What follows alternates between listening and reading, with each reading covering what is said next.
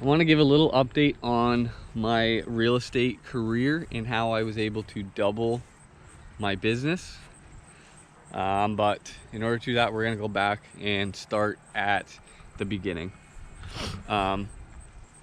So I started, I guess, almost 5 years ago, and my first year I actually don't refer to as my first year. My first calendar year, I don't refer to that one as my first year in real estate. I got the license in right at the start of May, but I was still working my other job at the time, so the first few months were actually just getting everything set up, getting the licensing done, getting the business cards made, and still working the other job. And then what I ended up doing was keeping that job as part-time, which was a horrible decision, and I don't recommend it at all. But yeah, I think I actually lost money in my first year in real estate, believe it or not. But that was about 3 months of actually working in real estate, and I think I did one deal in that 3 months, and that's it. And it cost more for me to get the license and pay all the fees, pay the monthly fees for the office fees. So it was not a good start, and not good business practice to have the part-time job. But then I go into my first full calendar year, which I would consider my first year. And at the start of the year, I like to set goals. I'm a goal person, but at the start of the year, I didn't know where to look to set my goals. I didn't know what was considered a successful year. I had no clue. There was no direction to it at all. At the time, I was at Royal LePage, and they have like different award levels for service, and I use those as little benchmarks. So that's kind of where I started, but I didn't have a business plan in order. It's kind of a mess, really. But what I did for that first year was try and learn everything. Do open houses, learn how to run a successful open house, learn how to talk to all these different people, answering questions on properties that obviously they weren't my listings because I wasn't doing that much business. So learning information on other people's listings, learning the property, learning how to go through a property and find different things. Another big one for me was learning how to write up offers properly and protect my buyers. I think it was one of the first meetings I ever went to, and the person running the meeting, the manager, talked a little bit about having the admin write the offer. And I looked around the room, and I think they asked how many people regularly write their own offers, and I couldn't believe how many people's hands stayed down. And at that time, I had already written my own because I learned it, and I was one of the few people with the hands up, and I was in shock that most people do not. Now, there's tons of times where as a realtor, you're in a rush, you're going between these different things, and you've got to call your admin or whoever it is and ask them if they can get an offer started for you or put up while you're still driving. And that's not what I'm talking about. That's just being efficient. That's using your resources to get things done. But some of them just never wrote their own offer, and I couldn't believe it. That's obviously a lot different now, 4 years later. I think most of the people I know are doing their own, but that was something that definitely shocked me and something I wanted to learn right away. So I did that, learned protections, learned when to use certain things, and writing up offers changes because there's always new clauses to go being brought up every year, so it's something you got to keep up on. But that was one of my big things from first year.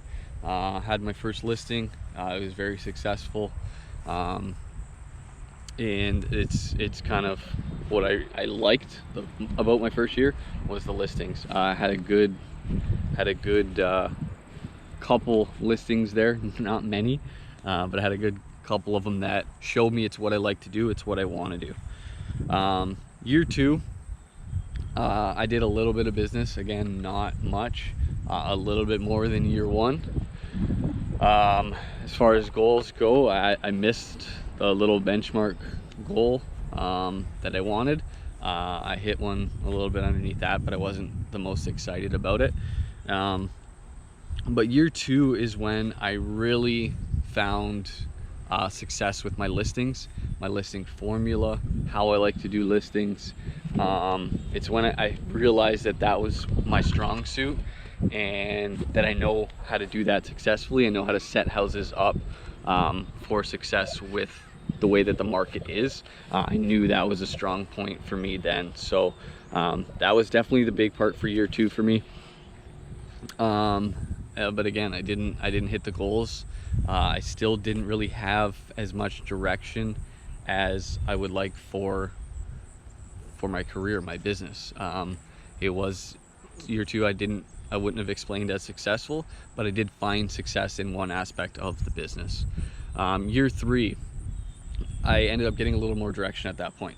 So year 3, I set a minimum goal. I have to hit this year, no exceptions. And then I set my stretch goal. I hit the minimum goal barely. I wasn't even happy that I hit it, because I got to it almost to the dollar. And I wasn't excited about it, but I was happy I got something done, and my business definitely was more than the year before. So I was growing, but I didn't have the success that I wanted, and I was nowhere close to the stretch goal that I put on myself. So wasn't the most happy about that. But again, listings were huge. I did well with my listings. I ended up getting some referrals off of my listings. The one big thing, it's kind of negative, but a big takeaway from my year 3 was I had my first major downward spiral. You hear all different realtors, doesn't matter how great they are, they've got little downward spirals that they can hit and really like just derail your year if you're having a good year. If you don't have the I don't know if mental strength would be the right way to do it, but if you don't have the right mindset going around it, it can be really hard. And that's what I had. I had about, I think it was 12 deals fall apart over the span of 2, maybe 3 months. And it was, to me, it was like devastating. It was like every one after another. It was really difficult. And it was my first, being a newer agent, it was my first time dealing with it, so I didn't really know where to go from that. But going through that, I think that was through the summer. But going through that, I actually came out at the end of it, and I did really well in the 4th quarter of the year, and that's how I hit my my minimum goal that I set. Still, like I said, nowhere close to the goal I wanted. But if I didn't rally at the end of the year and push through that crazy summer that I had of just not really anything working, it was a struggle, but I got it done. And again, it was on the listings.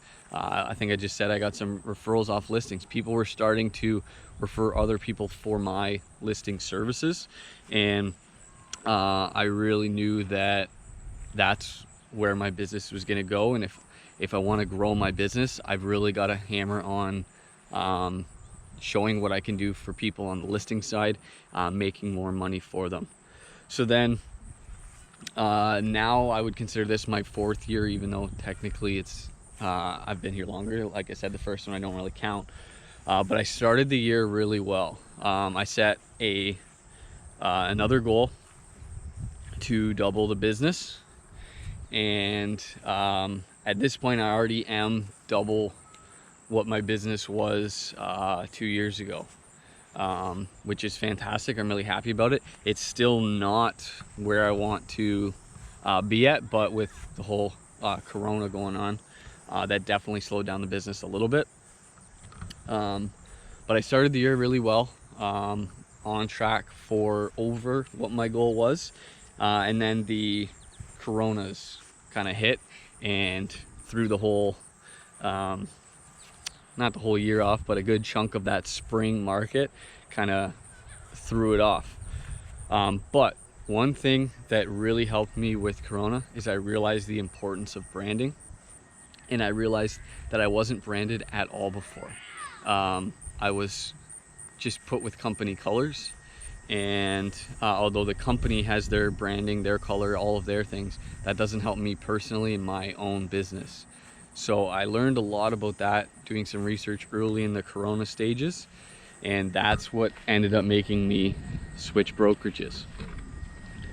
Switching brokerages, I didn't have anything against my past brokerage. I liked all the people there, didn't have any issues at the time. But I realized an opportunity was here that I didn't want to pass by, because it was a fantastic opportunity that I thought I could really use to my advantage and grow my business the way that I truly want to. So starting the year on fire and then slowing down with Corona, normally I'd be bummed about that, but I actually think it was when I could do some of my best thinking, and I made some of my best decisions. I wasn't marketing property, and now obviously most of you can tell. I mean, I'm right here with this video right now. You can tell that I'm marketing better. I've really embraced my changeover, and I'm just ecstatic that I've been able to grow the way I have. I've been doing a lot of business post Coronas, even though we're not through it, I guess, but post all the lockdown, business is going for me. I feel like I'm growing. I feel like my audience of people that are kind of following along and engaging with me in the comments is growing, and I really appreciate that. I'm not at where my goal is for this year, but I am over double what it was 2 years ago, doubled the goal completely.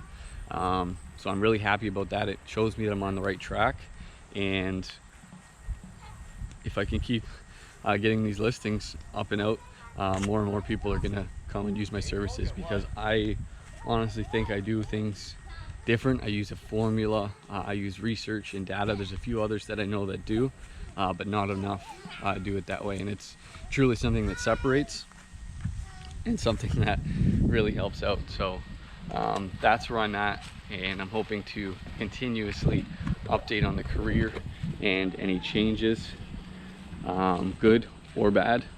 I think at Right Choice, especially for me, because I'm a little honest, sometimes too blunt and honest, I'm okay talking about the bad or the good. So all updates, whatever they are, I want to update you on my real estate career, my progress, and I'm hoping the trajectory stays the way it's at, because I'm very excited that I did make the switch to Right Choice, and that my career trajectory is going the way I want it to. So thank you. It was a little bit longer one, but I appreciate your time, and I appreciate any feedback you have on the career or on any of the videos in the comments below.